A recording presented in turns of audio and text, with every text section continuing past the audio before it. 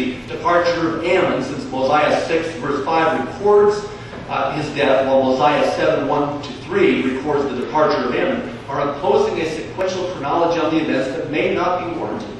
Such readers are assuming that Mormon, as editor and abridger, was always precisely sequential as he laid out the chronology of the events, not taking into consideration the possibility that Mormon, who was privy to numerous and sundry records, and was putting down on metal plates the item that seemed most salient to him and in an order which seemed best to him. Mormon may not always have been sequential in this chronology, and not having an eraser, he may not have been able to make corrections when he got ahead of himself on some details. After all, when you think of how many times you tell someone a story that contained a fair amount of detail and found yourself stopping mid-sentence to back up and tell us some other chronological details you missed, it really isn't such a far-fetched occurrence. Fourth, if Ammon did leave on his expedition prior to Benjamin's death, the question remains whose name he would have attributed to the gift of translation to had he actually named either Benjamin or Mosiah. For in this scenario, it is conceivable he could have named either. If Ammon actually did name someone, and if Benjamin was still alive upon Ammon's departure, I would venture a guess that Ammon would have named Benjamin. In support of this hypothesis, I cite Mosiah 8:3.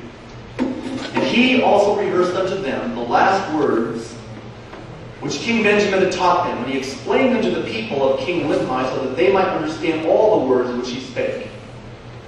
Although this passage is not definitive on what Ammon said or did not say, it is interesting to me that he mentions Benjamin, but not Mosiah, as far as the text is concerned. Thus, what follows at chapter 8, verses 13 and 14, would naturally be interpreted by King Limhi and his scribes within the same context. In other words, if Ammon told Limhi, the person who had this gift to translate was the king over the land of Anomaly, without mentioning who that king was by name, we have no idea whether Ammon was thinking of Benjamin, Mosiah, or either. If this is how it occurred, it is likely that either Mormon or an unnamed Zenithite scribe interpolated the passage in Mosiah 21, verse 28, and inserted the name Benjamin. Likewise, Moroni, following the lead of his father, would have interpolated the passage in Ether 4, verse 1, and inserted Benjamin as well. This would have constituted an historical error by Moroni, but an understandable one. Moreover, if Ammon told Limhi that the person who had this gift was Benjamin, Ammon would likely have departed on the expedition for Lehi-Nephi shortly before Benjamin's death, and therefore would have been unaware of Benjamin's death. This would make the 1830 edition of the book of Mosiah 21:28 correct. This would also mean that Mosiah 8:14, while correct, was vague. It would also mean that when Moroni wrote Ether 4:1, he inadvertently copied the name Benjamin from the Mosiah 21:28 passage while failing to capture the nuance of historical reality found in Mosiah 28:10-19. Finally, if Ammon told Limhi that the person who had this gift was Mosiah, then both the passage at Mosiah 21:28 and Ether 4:1 is incorrect as published in the 1830 edition, even though it follows faithfully the printer's manuscript in the context of the place. However, this last alternative seems unlikely. Okay, let me shift gears now and just speak as a person as I conclude. I've become very fond of quotes that contain meaningful ideas. One that has deep meaning for me recently comes from philosopher Ara Norwoods, who said, "In times of massive change, it is the learner who will inherit the earth, while the learned stay elegantly tied to a world which no longer exists." This quote is rich in meaning on many levels. Its application in this form may be obvious to you.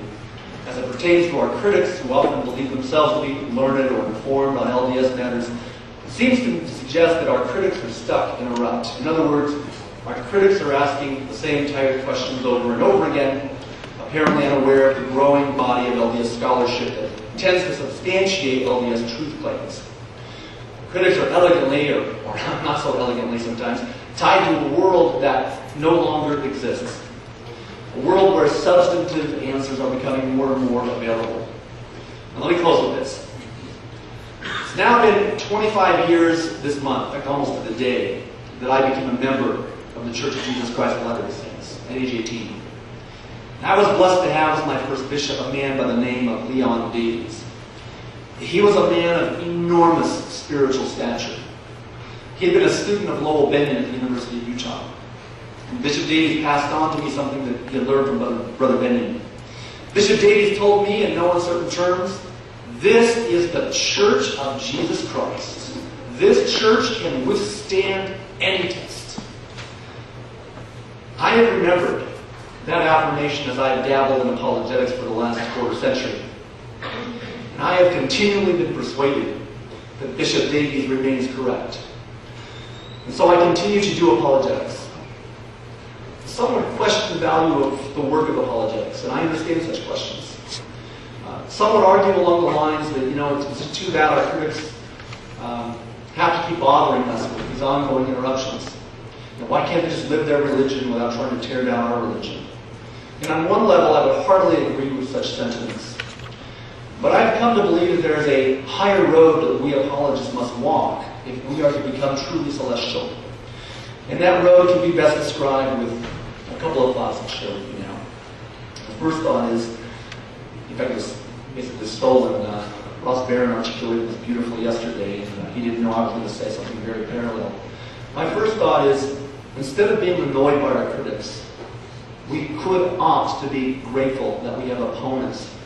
For they can be, in an indirect sense, and really in a very ironic sense, among our best teachers, or at least sources for great learning.